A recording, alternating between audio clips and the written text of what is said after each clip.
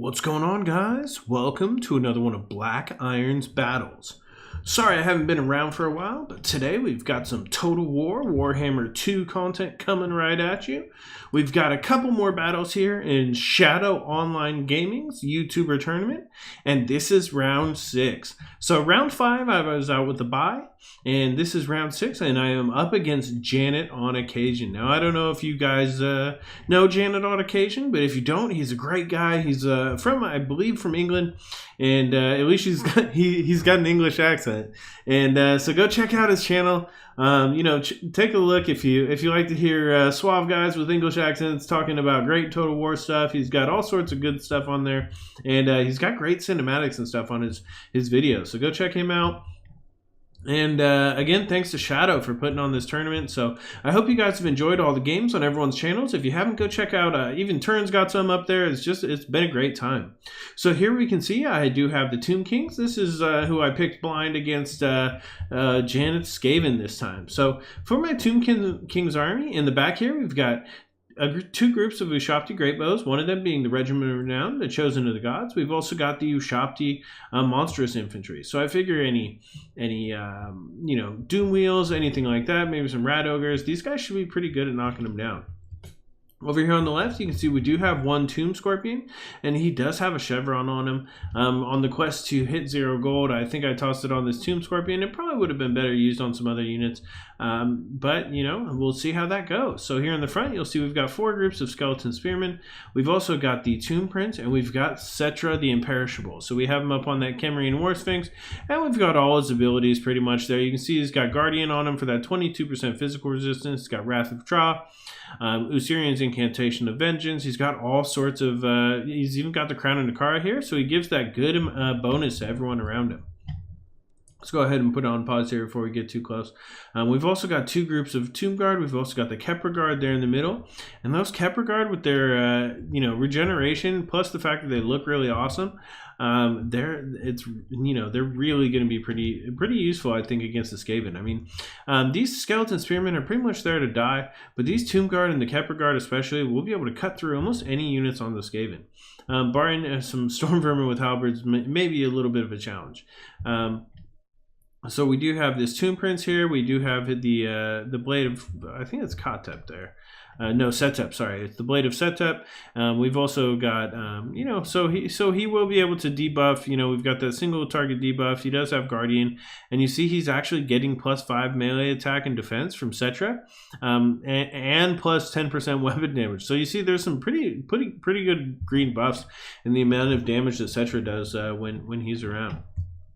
All right, so you'll go ahead and take a look at Janet on Occasion's army. You can see here he's just got some standard Clan Rats with spears in the front, Clan Rats with shields here, which are a little bit stronger. Those guys will last a little bit longer. He does have that Plague Priest, and if you take a look, he's pretty much stripped it down just so it pretty much just does, it does give, it does the Billowing Death there, causes damage to everyone. It's got a pretty big AoE if you take a look at that, and he's got that Pestilent Breath that comes with it as well. He does have Lord Skrulk. Lord Skrulk is going to have both of his abilities there. You see, of course, Lord Skrulk with the Liber Bubonicus. He's also got the Rod of Corruption for that AoE damage spell. Standard Ground, Pestilent Breath, or Birth, sorry. Vermintide. He's got Wither, so he's got all of the useful spells. -5 melee attack around him. Lord Skrulk is just a beast. I mean, he is so hard to take down. Here in the back, you can see 2 groups of Death Runners, and those Death Runners are really awesome because they do have that percentage-based, Weeping Blade, -50% armor. So they're able to do a good amount of damage there when they come in. They take high armor off of high armor units.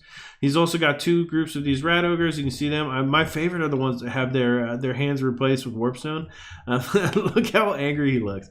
But those guys are ready to come tearing in here. Obviously, you can see it on their faces. He does have the Warlock Engineer over here with the that Warp Shard army, and he does also have it looks like Scorch, so he should be able to do some good fire damage on some of my units there. Maybe when they're healing, he'll be popping that out. So he does have here in the back 3 groups of Storm Vermin with Halberds, and them look at that. I mean, they're 38 melee defense. They look, they're pretty hard to take down. 90 armor.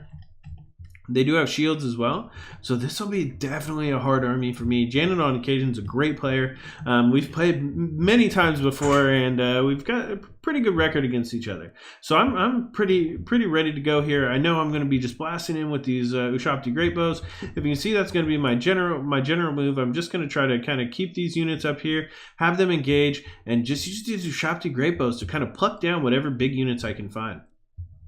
We'll go ahead and bring this Tomb Scorpion in around the side flank here. We're going to want to bring him right around into the back. But you see, I was thinking he was going to have a lot of ranged units, or maybe some big warp cannon or something we could use the Tomb Scorpion on. So in this, with all of these halberds, he's going to have a much harder time finding a place, as we'll set up on this big Khemrian War Sphinx. I really wish I had a few more Tomb Guard to fight all those Storm Vermin. But let's go ahead and take a look and watch how this battle gets unfolded.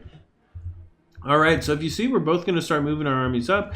We've kind of placed them right up in there, and pretty soon we're going to have to start engaging. We're going to have to send these units to start attacking their enemies, because if you actually just keep moving, they will not get their charge bonus. You do have to be double clicking. And let's go ahead and take a look. Let's watch this engagement. Oh my God, there it goes! Boom! And you see those clan rats getting right into those skeletons. And, with the help of this Warlock Engineer on one side and this Plague Priest on the other, that'll cause like a huge Mortis Engine damage dealing effect across the front line. So we're going to have to go ahead and get these Tomb Guard in there pretty quickly. You see here, we've already put our Tomb Scorpion on top of that Plague Priest, and we are just doing massive damage. Look at that Plague Priest going out very quickly. We do have the Ushabti coming in here, and they have abandoned our Chosen of the Gods. Oh my God, look at that. So those Rat Ogres are going to come in here, and those Rat Ogres are going to be able to cut down those Chosen of the Gods pretty easily without the Kepler Guard or some of these Tomb Guard in here to kind of save them. So you can see the high damage of those Rat Ogres is really starting to cut into these Chosen of the Gods. And if you take a look over here on the right, we're kind of all just bunched up. And this is exactly what Janet wants, because with all of that AoE damage she's able to do, you see we do pull back some Tomb Guard and the Kepler Guard in the back, but that AoE damage that he's doing is just being massively distributed across my whole front line. At the same point, we have already reached the Realm of Souls Tier 1, and oh my God, there comes some Death Runners coming in the back though, and they're going to help cut this Ushabti right down to size. If you look at that, the Ushabti are now down to 50 armor. That is crazy. That makes those Ushabti so much weaker to these Rat Ogres, and it makes those Death Runners so strong. You can see we've already lost a bunch more of our Skeleton Spearmen, so we've reached Realm of Souls Tier 3, and we're almost about to reach Realm of Souls Tier 3. We still do have the Tomb Prince in here, and over here on the right, Cetra the Imperishable is having a hell of a time. He's down to 0 armor at this point. I mean, he is caught by Wither. He is just completely surrounded, minus 60 armor. I mean, look at his armor is just gone. So these Plague Monks are just so damaging to them once they have no armor. So either way, Cetra's still doing okay, and you can see the balance power is a little bit in Janet's favor, but here in the back, we're still fighting it out. We're about to finish off these Rat Ogres, I'm hoping. We need to get these Chosen of the Gods back online. It's so important those Ushabti Great Bows have been tied up this whole time.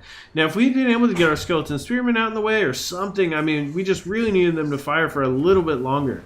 Here on the right side, you see the Wrath of Tra coming out, and Cetra is just bounding through. You see the Tomb Scorpion as well, and those Plague Monks, everything is routing off, and we are starting to get right on top of Lord Scroff. But he is going to use the Rod of Corruption, and he is going to cause damage to all of these units.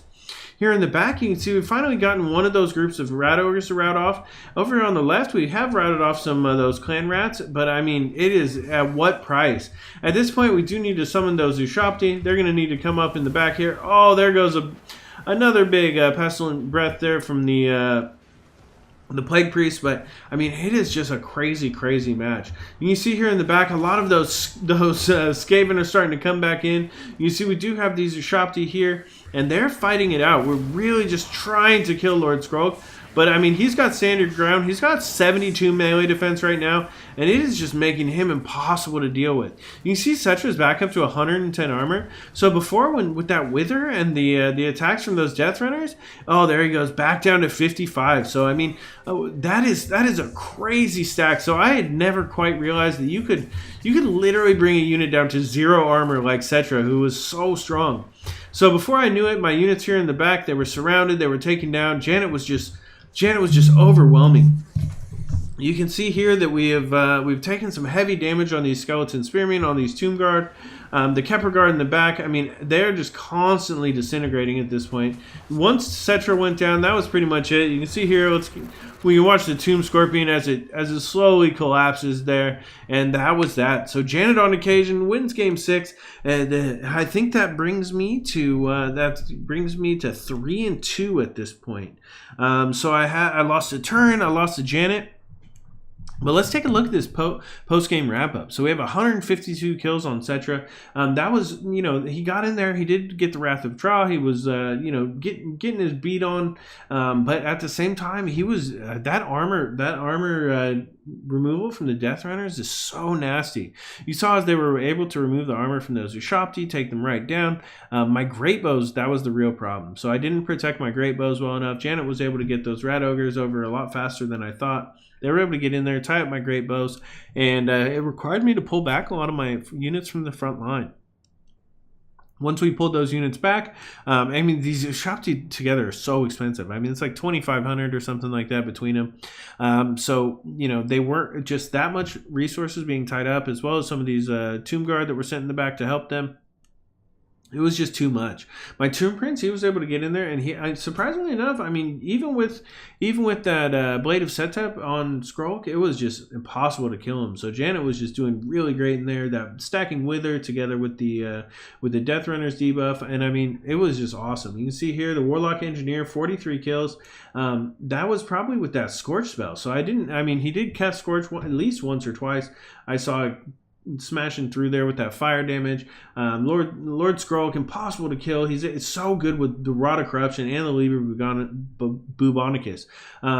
He was able to just put heavy single target damage on my heroes and take them down before he could be taken down. That Plague Priest, of course, put together with the Warlock Engineer, their drawing health down was really helpful.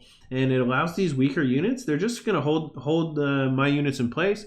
Of course, these Storm Vermin were able to really hold units in place. All of these things while these 2 units here just drew the health down. Now, if my Ushopti Great Bows were available, I would have been using them to take down that Plague Priest, as you saw in the beginning, but shoulda, woulda, coulda, right? So either way, Tomb Scorpion did okay. We had 106 kills on the Tomb Guard. But, overall, we couldn't pull it out, and we went down in round 6. So Battle Pizza is Janet on occasion. Go ahead and check out his channel. I want to thank you guys all so much for watching. Please subscribe if you have not already, if this is kind of, your style, if you like watching these battles. There's also, I found out about a bell icon. So if you look next to subscribe, there's a little bell. If you click that, it'll subscribe you to my notifications. So whenever I post a video, you'll be notified. You'll get to see more of my Black Iron Battles action, hear some more of my sarcastic stuff, and see what happens. So thank you guys all so much for watching, and let's check out Game 7, the last one of I think I'm putting it up at the same time as this one. Game 7 of Shadow Online Gaming's tournament is coming up as the group stage is done. So we'll go ahead and get that last one up. You'll see how it goes. And thank you guys all so much. This has been another one of Black Iron's Battles.